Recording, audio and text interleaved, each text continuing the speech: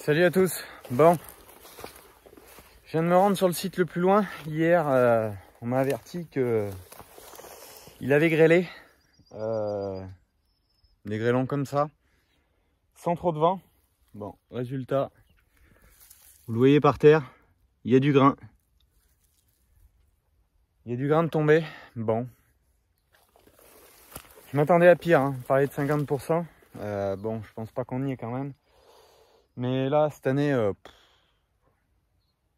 ça a souffert du gel tardif. La grêle après, la grêle c'est franchement une nouveauté pour moi. Et alors en plus, prendre de la grêle un petit peu à Cognac avec du vent. Donc c'est du petit grêlon avec du vent. Là c'est du gros grêlon sans vent.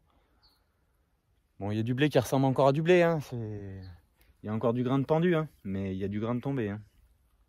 Alors je vais prendre le drone. Et puis on va aller voir beaucoup plus loin, faire un peu le tour, parce que de toute façon c'est pas tout accessible. Et puis la grêle elle peut passer un peu plus à un endroit, un peu moins à un autre.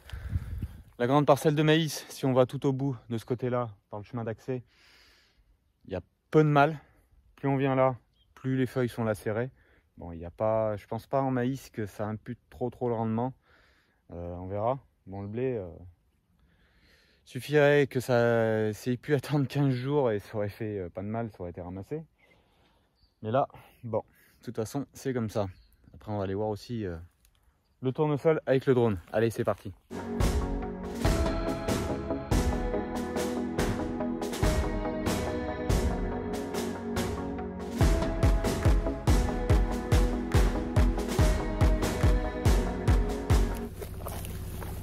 Bon, petite avarie sur le bord de la parcelle, heureusement, avec le drone.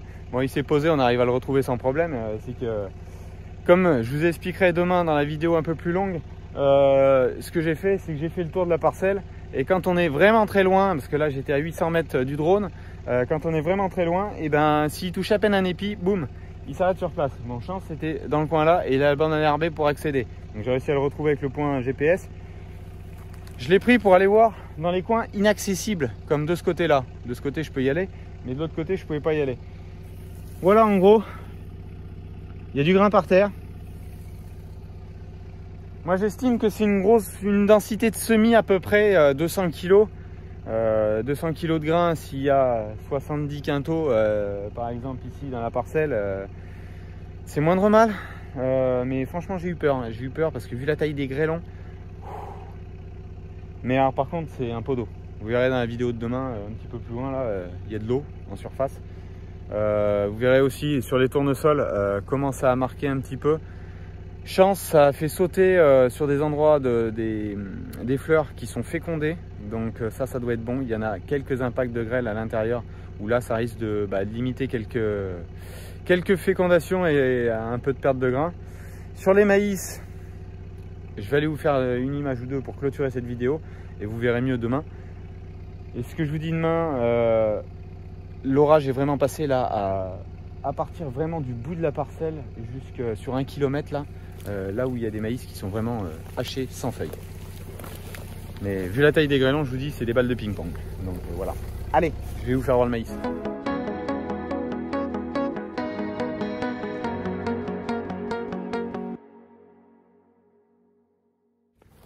Allez, là il y a le pont, finalement je vais vous faire voir un petit peu ici. C'est pas le plus beau de la parcelle en tournesol, hein, c'est plus beau, plus régulier, plus loin.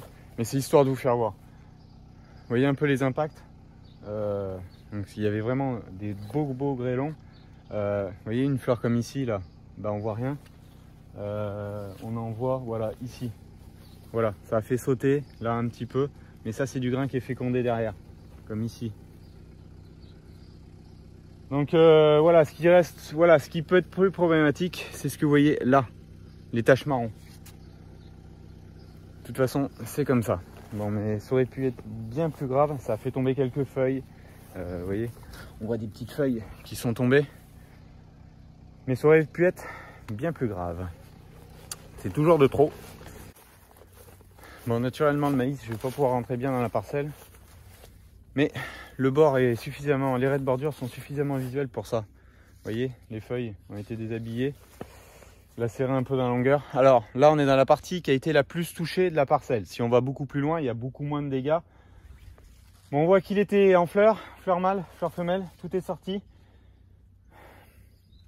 L'appareil de pollinisation en mâle ici est pas trop touché, hein, parce qu'on voit encore. Je pense que de toute façon il y avait déjà de la fécondation de fait. Short, prions, croisons les doigts que ça ne revienne pas. Normalement là c'est pas annoncé, et puis la météo vraiment a chuté en termes de température. C'est vraiment les 32-33 degrés qu'on a eu hier qu'on fait tirer. L'orage est passé vraiment ici. Moi j'étais ailleurs à la moisson, bien plus loin. J'ai absolument pas vu ça, ça m'a pas arrêté. J'ai moissonné jusqu'à 21 h sans problème hier. Ça commençait d'être frais à la fin, mais c'est passé. Mais là, c'est passé à 18 h à peu près, 18h30. Bon, ce que je vous dis, ça aurait pu être beaucoup plus grave. Voilà. Allez, je vous en parle un peu demain et je vous dis bonne journée à tous et à demain.